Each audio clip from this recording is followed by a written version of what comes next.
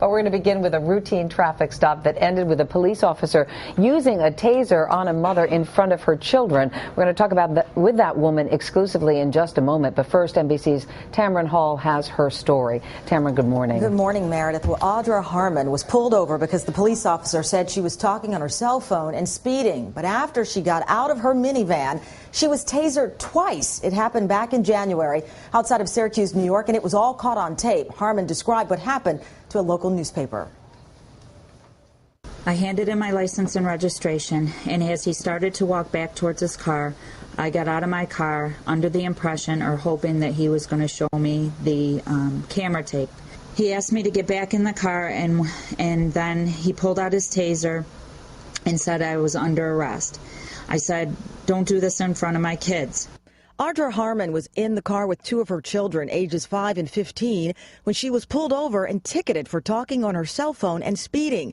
Police officer Sean Andrews also charged her with disorderly conduct and resisting arrest and tasered her twice. And the first shot jolted me, and I was trying to get back in the car again because I was scared. And then he yanked me away again, and it's when he tased me and I went down on the ground. Harmon claims the incident is an example of police brutality. In a statement to NBC News, the Onondaga County Sheriff's Office says they can't comment because of the lawsuit. But the department says, quote, an internal investigation of the incident involving Deputy Andrews is and has been under review. These weapons, and they are weapons, they are so easy to use and they're easy to abuse. Officers are using this weapon in circumstances where live ammunition would never be allowed, and people are dying after having been tasered. That's what happened in 2007 when a 40-year-old man was tasered at the Vancouver airport in Canada. The incident caused an international uproar following his death. Back in June, police in Texas tasered a 72-year-old great-grandmother after pulling her over for speeding. She was not seriously injured. Don't tase me, bro. And then, of course, there's this infamous tasering involving University of Florida student Andrew Meyer back in 2007. After Audra Harmon was tasered, she was taken to the hospital. It felt like it was an electrical shock going through you, and I had no control over anything. Well, Deputy Andrews was taken off road patrol following the incident. The sheriff's office says he's currently assigned to administrative duty while the investigation unfolds. Meredith. Tamron Hall, thank you very much. Audra Harmon is with us exclusively along with her attorney Terry Hoffman. Good morning to both of you. Good morning. Audra, let's just go back over this for a moment. The police officer stops you. He says it's because you're on your cell phone. You explained to him, no, actually, I was just leaning my hand. That's what it was. And he won't listen to that. He then says, well, whatever, you're also guilty of speeding. Right. Take me from that point on. Well, I think that I was driving with my hand on my cheek, and I think that that's what he saw. And after I had given him the chance to look in my purse, you know, check for a cell phone, then he manufactured the ticket with speeding. And again, I told him that he was, you know, wrong. I wasn't speeding either.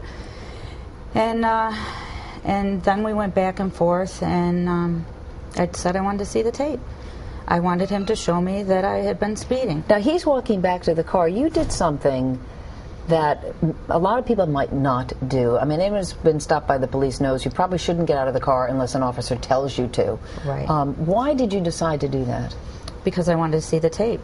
I knew that he was lying. I knew that I wasn't speeding. I knew that I wasn't on the cell phone. And I wanted him to show me the tape. Did you get belligerent with him at all? Not at all. Not at all. I never swore. My hands were not, you know, flailing or whatever. Flailing away.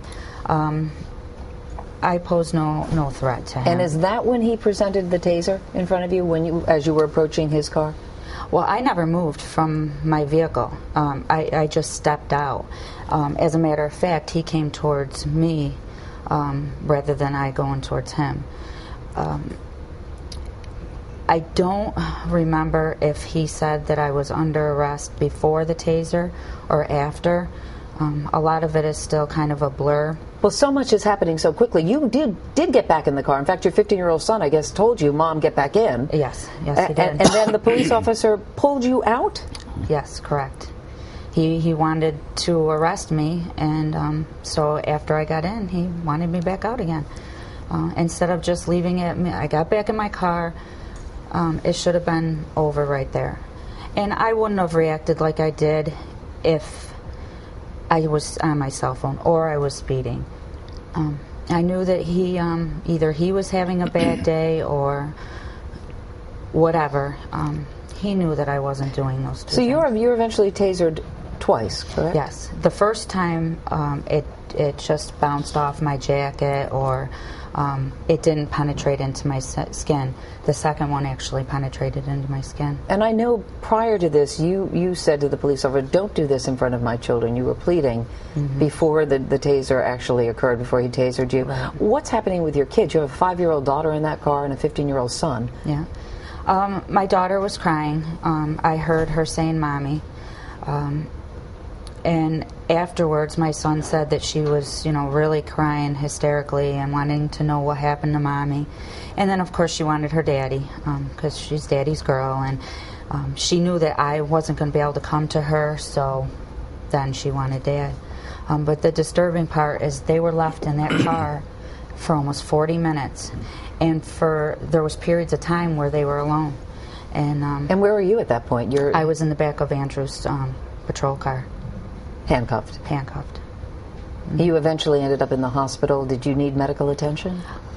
Well, the EMT, the ambulance, came to the scene to remove the probe from me.